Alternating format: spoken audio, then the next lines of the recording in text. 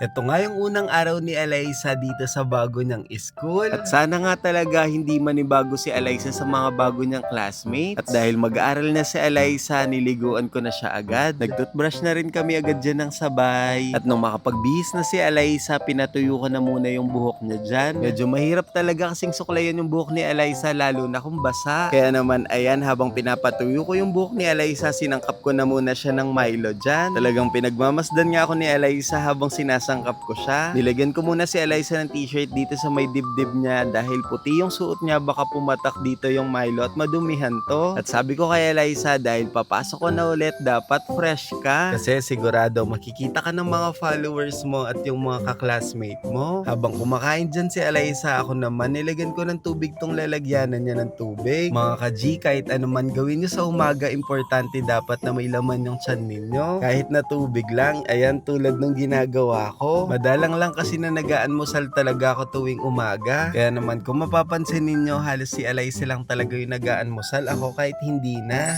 Wow, Kuya G, ang bilis ng transformation mo dun ha. At ayan, nakaprepare na ako mga ka-G.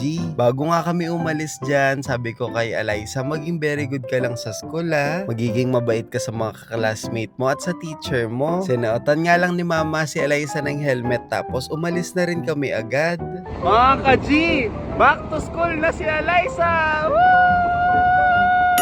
Sobrang happy ko talaga ngayon dahil makakabalik na talaga si Alyssa sa pag-aaral. Tinuturuan ko lang kasi si Alyssa nung nakaraan, pero naisip ko na iba pa rin talaga kung mag-aaral si Alyssa. Iba pa rin talaga yung effect nung nakakapasok ka sa school at nakakapagsalamuha si Alyssa sa mga bata. At ayan, nung papasok na nga kami dyan ng school, talagang si Alyssa tuwang-tuwa. At meron nga kaming mga nakasalubong na estudyante dito na parang meron silang ginagawang activity. Sobrang pinagmamasdan nga nila kami. Sabi ko sa kanila, huwag kayong maingay kasi may mga nagkaklase na. Kasi pag sumigaw kayo, sigurado makakaistorbo tayo ng mga nagkaklase. Dumiretso nga lang muna kami ni Alyssa dyan dito sa may principal's office. Habang iniintay namin yung principal, tinatanong ko lang dyan si Alyssa mga ka-G kung ready na ba siyang makita yung mga kaklasmates niya. Hindi niya ako sinasagot pero nakangiti siya. Nung nakapagsubmit na kami ng requirements, sinundan lang namin tong si sir na principal. Sabi sa amin ni sir, ihatid niya na daw kami dito sa classroom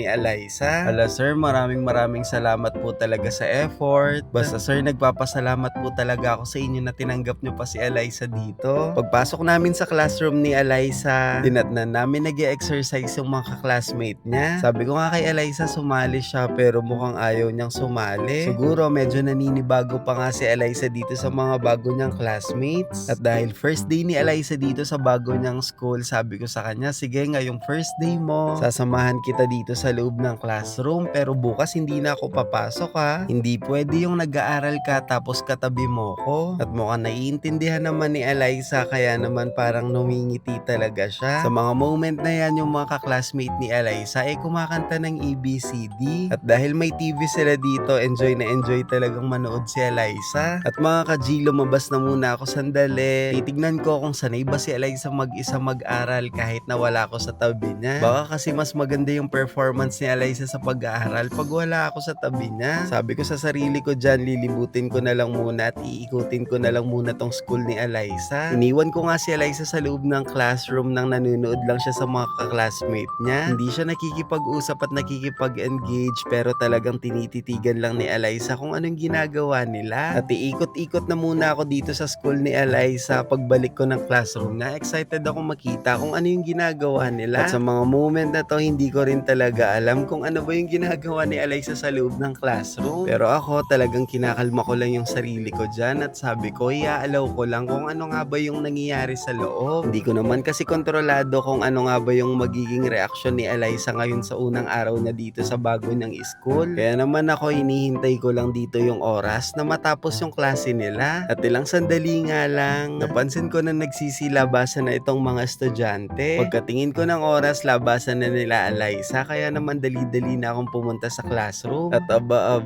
very good si Eliza. Dinatnan ko siya dito na nagko-color. At kanina parang nasasad si Eliza. Abang ngayon talagang naka-smile ka. Si Eliza, napansin ko talaga siya na mahilig siyang magsulat at mag-color. At talagang nakaka-proud yung bawat progress ni Eliza. Dahil pa konti-konti, nakikita ko talaga yung progreso na nangyayari sa kanya. At ayan mga ka-G, tapos na mag-aral si Eliza. Agad na nga rin kami lumabas ng classroom at kailangan na naming umuwi. Sigurado naghihintay na sa amin si mama. At sigurado talaga na naghanda na yun ang kakainin namin. At ayan, ang bilis, nasa bahay na nga kami agad ni Eliza. O paano ba yun mga ka-G? Hanggang dito na lang muna po ha. Kakain na muna kami ni Eliza kasi oras na rin. Mga ka-G, kita-kita na lang tayo bukas ha. Eliza, ano daw sasabihin mo sa kanila bago tayo kumain? Alila! Bye-bye sa inyo mga ka-G!